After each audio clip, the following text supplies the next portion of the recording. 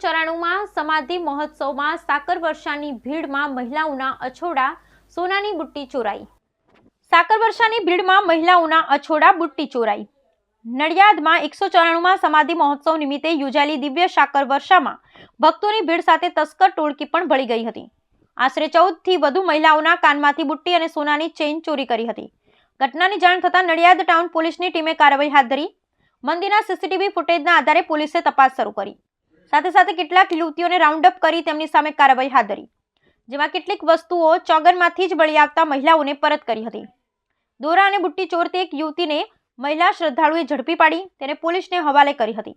તસ્કર ટોળકીમાંથી ઝડપાયેલા લોકોને round up કરવામાં આવ્યા હતા।